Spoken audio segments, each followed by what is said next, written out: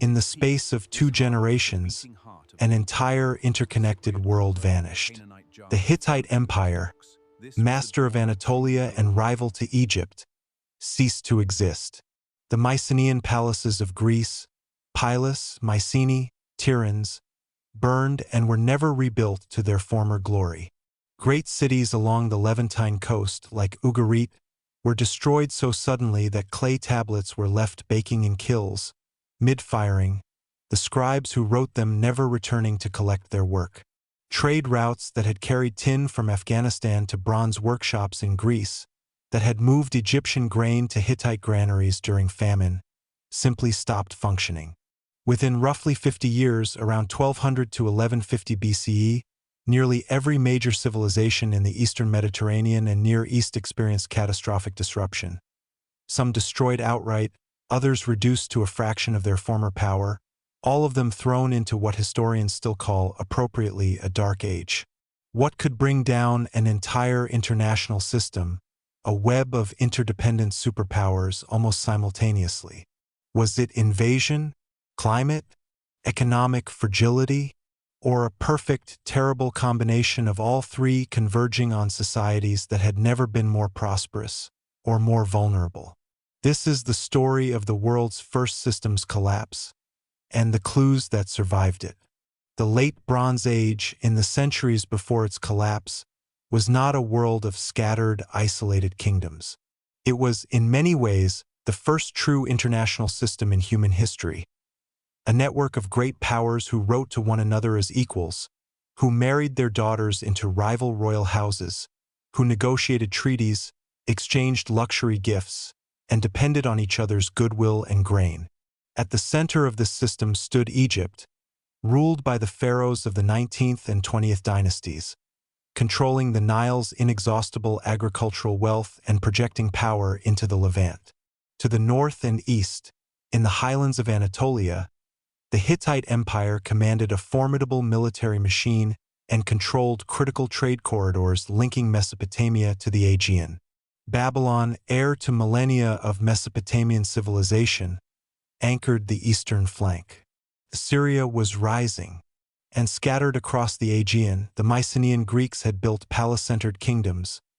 Mycenae, Pylos, Tiryns, Thebes, whose warrior kings are remembered, however distorted, in the epics of Homer. This was a world bound together by bronze, not merely as a material, but as the technological foundation of civilization itself. Weapons, armor, tools, plowshares, all depended on an alloy of copper and tin. And here lay a strategic vulnerability that modern historians have only fully appreciated in recent decades. Copper and tin are almost never found in the same place. Tin, in particular, was extraordinarily rare in the Near East and Mediterranean, with major sources located as far away as Central Asia and possibly even Cornwall in Britain. This meant that every bronze-dependent kingdom relied on a fragile, extended supply chain stretching thousands of kilometers, passing through the hands of merchants, middlemen, and allied states. The shipwreck discovered off Uluburun on the Turkish coast, dated to roughly 1300 BCE, reveals just how vast and interconnected this trade truly was. Its cargo included 10 tons of copper ingots, roughly a ton of tin, ebony logs from Nubia, ostrich eggshells, Baltic amber, Canaanite jars filled with resin, Cypriot pottery, and Egyptian gold jewelry, a floating microcosm of an entire trading world. If any single link in this chain snapped, a mine seized by hostile forces, a trade route blocked by war, a merchant fleet destroyed by piracy, the effects could cascade through every kingdom that depended on it. Diplomacy in this era reached a sophistication that would not be matched again for centuries. The Amarna Letters, a cache of clay tablets discovered in Egypt and written in Akkadian cuneiform, the era's lingua franca, preserved the actual correspondence between pharaohs and the kings of Babylon, Mitanni, Assyria, and the Hittites. In these letters, great kings address one another as brother, negotiate marriage alliances, request gold, complain about the quality of gifts received, and occasionally threaten war. The Egyptian pharaoh and the Hittite king, after decades of warfare culminating in the enormous chariot battle at Kadesh around 1274 BCE, eventually signed what is often called history's first surviving peace treaty, inscribed in both Egyptian hieroglyphs and Akkadian cuneiform, sealed by the marriage of a Hittite princess to Pharaoh Ramesses II. This was a system, in other words, that had developed real mechanisms for managing conflict between superpowers, treaties, royal marriages, gift exchange, hostage diplomacy. It was not a naive or fragile world in the sense of lacking sophistication. It was fragile in a different sense. Every part of it depended on every other part continuing to function. And then, within the span of 2 generations, it all came apart. The archaeological evidence for the collapse is stark and, in places, genuinely disturbing. At Ugarit, a wealthy trading city on the Syrian coast whose royal archives give us an extraordinarily detailed picture of late Bronze Age life, a final letter survives from the king to the ruler of Cyprus, pleading for ships and reporting that enemy vessels had already set fire to his cities. The city was destroyed by fire so completely, and so suddenly, that clay tablets were found still in kilns, unfired texts abandoned mid-process, arrowheads embedded in walls, and the site was never resettled at the scale it had once known. In Greece, the Mycenaean palace centers, the seats of the Wanaks, the warrior kings who administered elaborate bureaucracies using the linear B script to track grain, textiles, and military levies, were destroyed one after another. Pylos burned so thoroughly that its clay archive tablets, meant to be temporary records, were accidentally fired and preserved by the very catastrophe that ended the palace, giving historians their last snapshot of a civilization in its final days, including references to coastal watchers being posted, as if the palace knew an attack was imminent.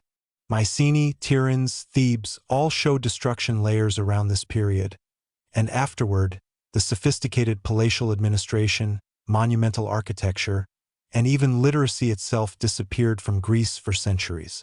In Anatolia, the Hittite capital of Hattusa was abandoned and burned, and the Hittite Empire, one of the era's great military powers, simply vanishes from the historical record as a unified state. Cyprus, an essential source of copper for the entire bronze economy, saw major settlements destroyed. Along the Levantine coast, city after city, Ugarit, Amar, sites throughout Canaan show destruction layers dating to this narrow window. Egypt survived, but only barely, and its power and territorial reach were permanently diminished. The pharaoh Ramesses III of the 20th dynasty left behind an extraordinary set of inscriptions and relief carvings at his mortuary temple at Medinet Habu, describing and depicting a massive invasion by a coalition of seaborne and land-based enemies who had, in his words, ravaged the lands of Hutti, Cyprus, and the Levant before turning toward Egypt itself. These attackers are the source of one of the collapse's most enduring mysteries, the so-called Sea Peoples. Ramesses III's inscriptions name several groups among these attackers: the Peleset, the Cheker, the Shikalesh, the Denyen, the Weshish, traveling with their families and possessions in ox carts and ships, suggesting not merely a raiding party but a movement of displaced populations searching for new land. The Egyptian reliefs depict a great naval battle in which Egyptian forces, using archers and a clever trapping maneuver against enemy ships in the Nile Delta, decisively defeated the invaders. Ramesses III boasted of the victory, but the very fact that he needed to fight this battle, and that Egypt itself would never fully recover the imperial reach it had once possessed, tells its own story. The identity of the Sea Peoples remains one of the most debated questions in ancient history. Some have been tentatively linked to the Peleset with the later Philistines who settled the Levantine coast. Others have proposed connections to Sardinia, Sicily, Western Anatolia, or displaced Aegean populations fleeing their own collapsing homelands.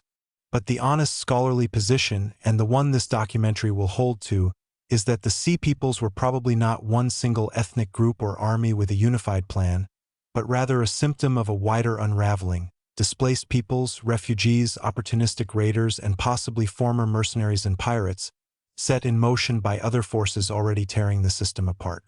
because invasion alone cannot explain everything the evidence shows. Around this same period, the climate itself appears to have turned against these societies.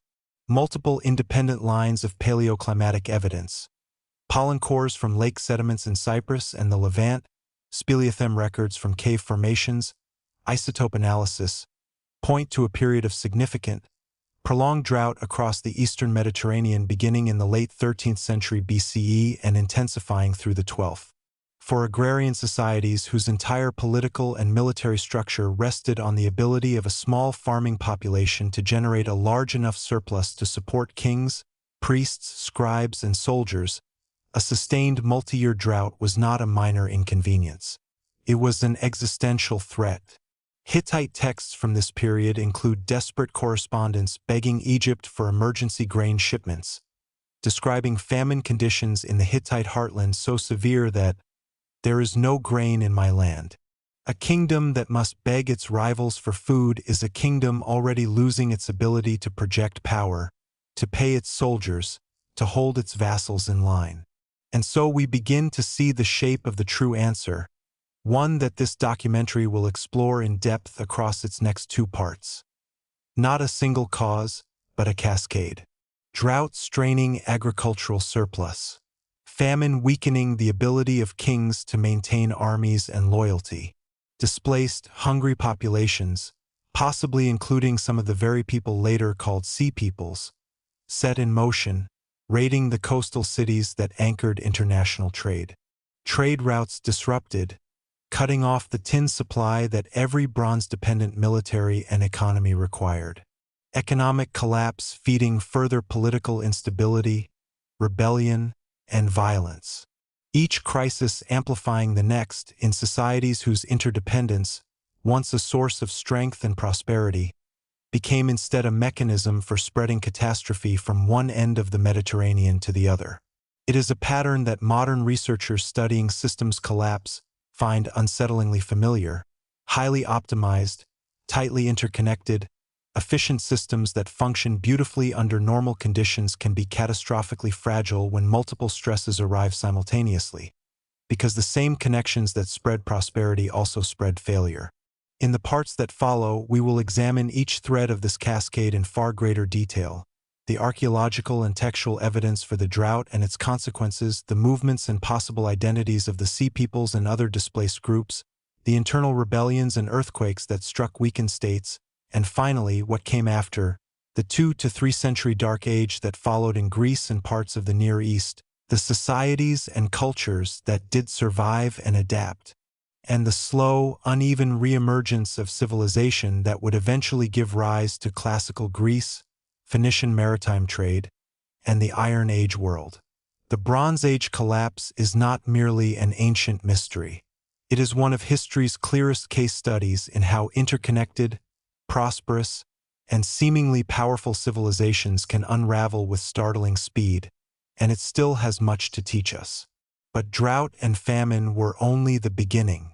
Across the sea, entire peoples were already on the move, and they were heading straight for the heart of every great empire.